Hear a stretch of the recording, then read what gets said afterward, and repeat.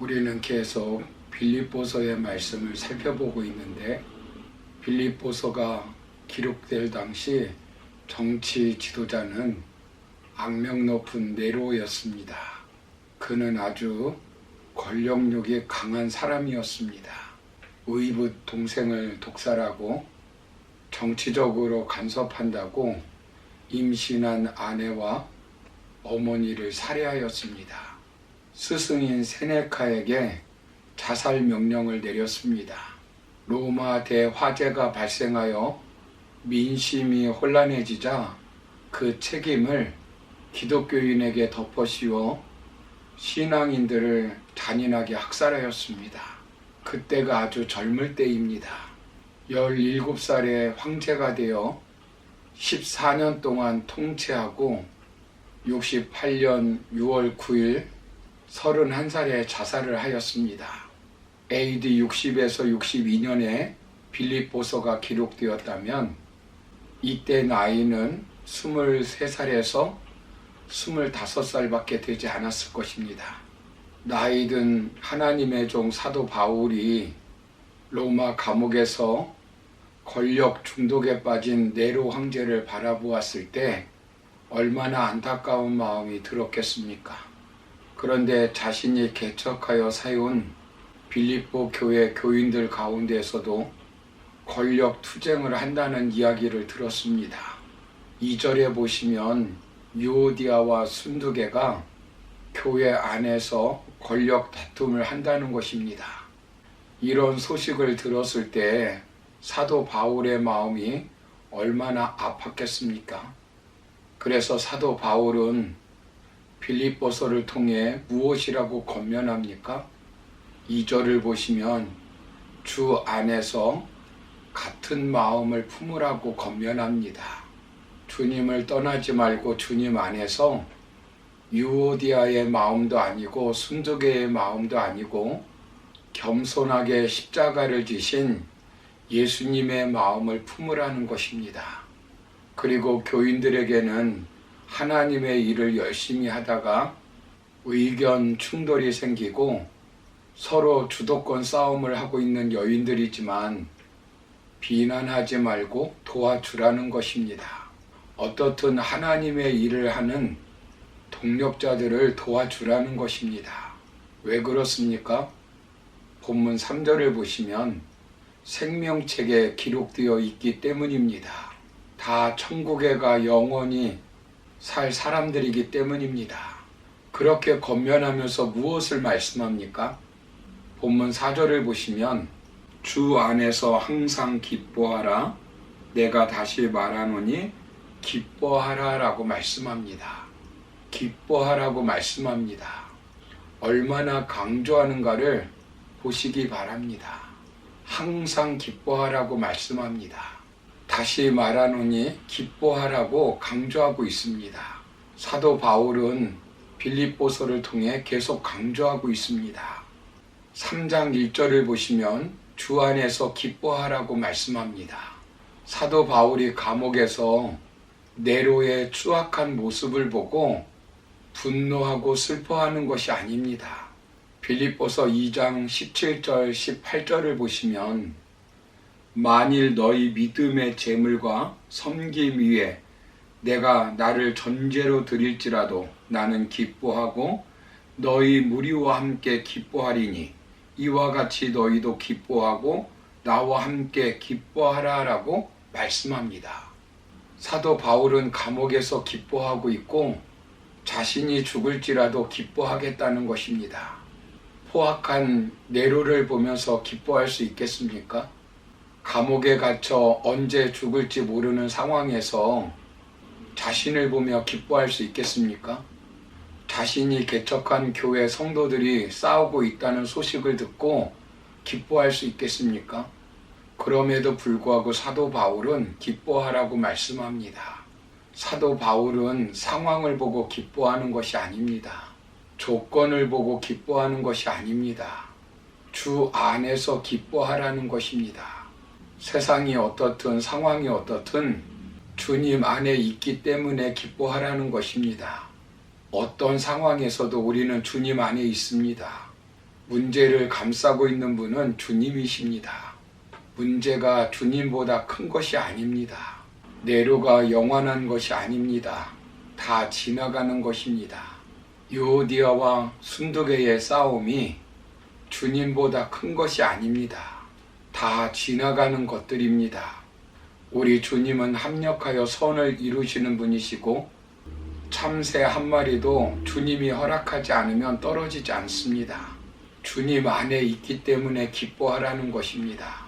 과거를 보고 미래를 보고 기뻐하는 것이 아닙니다. 조건과 환경을 보고 기뻐하는 것이 아니라 우리를 구원해 주신 주님을 보고 기뻐하는 것입니다. 감옥 같은 문제를 만나도 네로와 순두개와 유오디아 같은 사람을 만나도 기뻐하라는 것입니다. 그렇다면 어떻게 기뻐할 수 있겠습니까? 주님 안에 있으면 성령 충만을 받아 성령님께서 우리에게 기쁨을 충만케 해주십니다. 요한복음 15장 11절을 보시면 내가 이것을 너희에게 이름은 내 기쁨이 너희 안에 있어 너희 기쁨을 충만하게 하려 함이라 라고 말씀합니다. 주님 안에 있으면 기도하여 기쁨이 충만해집니다. 요한복음 16장 24절을 보시면 지금까지는 너희가 내 이름으로 아무것도 구하지 아니하였으나 구하라 그리하면 받으리니 너희 기쁨이 충만하리라 라고 말씀합니다.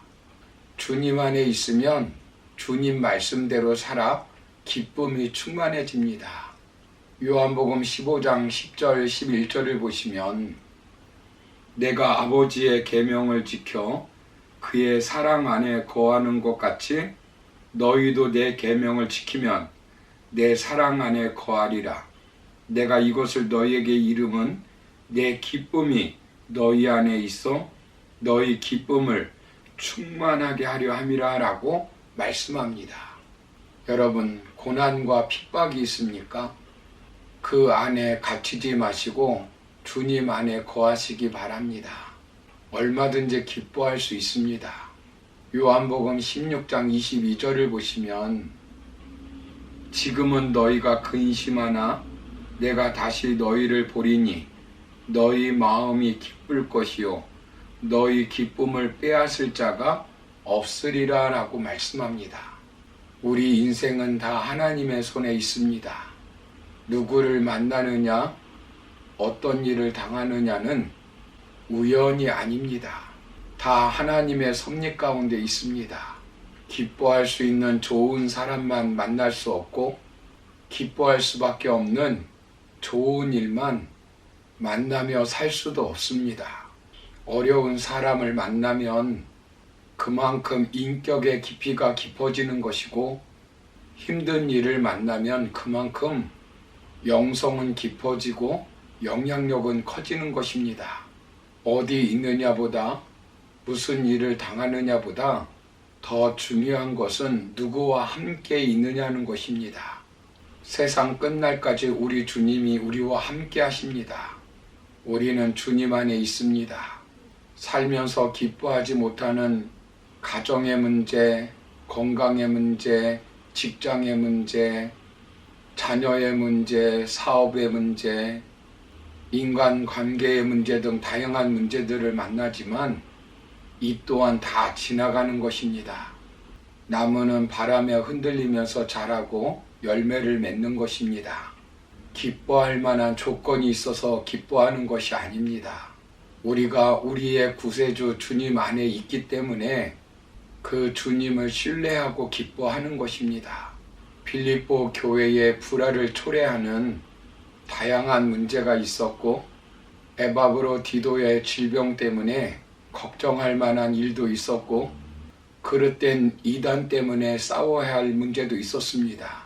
자신도 불의한 권력으로 감옥에 갇히게 되었습니다.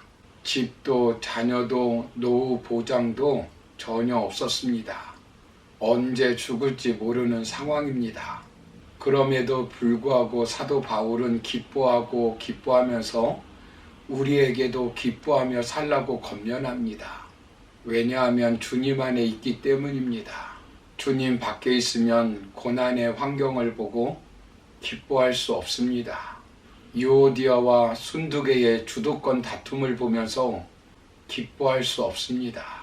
사랑하는 성도 여러분, 바울은 질병에 걸리고 그 질병을 위해 기도했지만 응답되지 않을 때도 기뻐하였습니다. 하나님께 3번 고쳐달라고 기도했지만 고침을 받지 못했습니다. 자신이 비난받고 있는데도 기뻐하였습니다. 복음을 전하다가 쫓겨다니면서도 기뻐하였습니다. 우리는 환경에 지배당하는 신앙인이 아니라 성령 충만한 신앙인으로 주 안에서 기뻐하는 삶을 살아야 합니다. 기쁜 일이 있어서 기뻐하는 것이 아니라 기뻐하고 살면 기쁜 일은 항상 있을 줄 믿습니다. 그러므로 우리는 어떤 어려운 상황에도 불구하고 주님 안에서 기뻐하고 기뻐하며 살아가는 저와 여러분의 삶이 되기를 주님의 이름으로 축원합니다. 감사합니다.